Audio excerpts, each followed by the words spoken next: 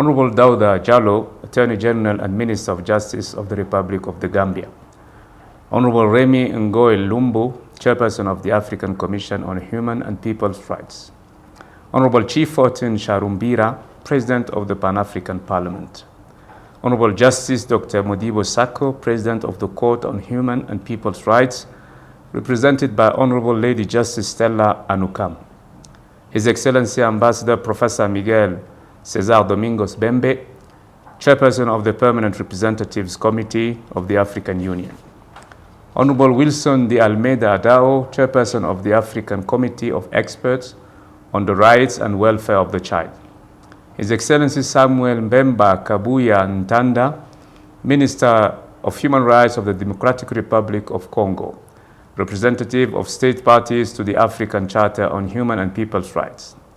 His Excellency Mr. Volker Turk, United Nations High Commissioner for Human Rights, represented by Mr. Marcel Akpovo, Regional Representative for Eastern Africa. His Excellency Ms. Kadza Olengren, European Union Special Representative for Human Rights. Honorable Commissioners of the African Commission on Human and People's Rights. Excellencies, distinguished representatives of the state parties to the African Charter on Human and People's Rights. Representatives of the African Union organs, institutions, and partner organizations. Representatives of national human rights institutions and civil society organizations. Excellencies, distinguished delegates, ladies and gentlemen. It is a profound honor and a great privilege to address you though from afar, on the opening of the 85th Ordinary Session of the African Commission on Human and People's Rights. My spirit is with you in Banjul, the birthplace of the African Charter and the cradle of our shared commitment to justice and dignity. We convene this session under the banner of African Human Rights Day, an annual reminder of the solemn promise written into our Charter, a promise of dignity, rights, and freedom for every African. As we commemorate this day under the African Union theme of the year 2025, Justice for Africans and People of African Descent through Reparations, we are reminded to move beyond remembrance towards renewal and redress. This session provides an opportunity to reflect on our progress and reaffirm our collective commitment to the founding ideals of the African Charter, human dignity, equality, and justice for all Africans. The true strength of our union lies not only in its institutions, but in our shared values and the enduring belief that every African deserves to live in freedom, security, and prosperity. A conviction that continues to guide the African Union and its organs, including this Commission. Distinguished participants, across Africa, significant progress has been made in advancing human rights. Yet, these gains remain uneven and fragile.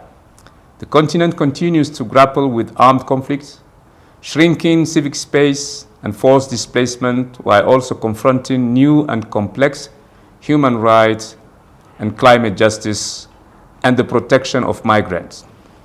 In navigating these frontiers, Africa must not merely respond, but lead in defining global human rights priorities.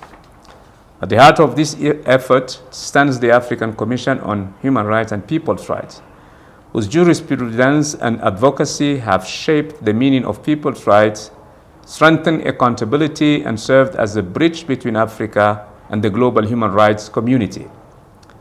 This year's African Union theme, Justice for Africans and People of African Descent through Reparations, underscores a moral and political imperative to confront historical injustices and embed reparative justice within governance and development, ensuring that the promises of the African Charter become a lived reality for all. We stand at a moment when the Commission's work must deepen on reparative justice, on holding states to obligations that go beyond symbolic signatures, and on ensuring that human rights protection mechanisms reach the most marginalized. We must mainstream reparations into policies, support national implementation of the Commission's decisions, and strengthen coordination across African Union organs, regional communities, and civil society partners. Across our continent, human rights remain under pressure. The Commission must therefore expand its work, not only in protection and jurisprudence, but in early warning, norm development, and strategic guidance to states, so that the principles of the African Charter translate into tangible improvements in people's lives. The African Union Commission, for its part, reaffirms its unwavering commitment to bolstering synergy with this Commission, supporting the implementation of its recommendations, enhancing Member States' capacity, and mobilizing political will. In doing so, we affirm that human rights are not peripheral to Africa's development. They are foundational to its peace, progress, and governance. Excellencies, ladies and gentlemen, as this 85th ordinary session begins, I urge us all, the Commission, Member States, civil society, and partners, to embrace reparative justice not merely as a theme, but as a moral and political commitment. Let this session mark a turning point, where acknowledgement leads to transformation, where policy honors dignity, and where the machinery of law responds to both memory and need. Before I conclude, allow me to pay tribute to the late Mr. Angelo Mayot, a dedicated member of the Commission, whose service and commitment to the promotion of human rights in Africa remain an inspiration to us all.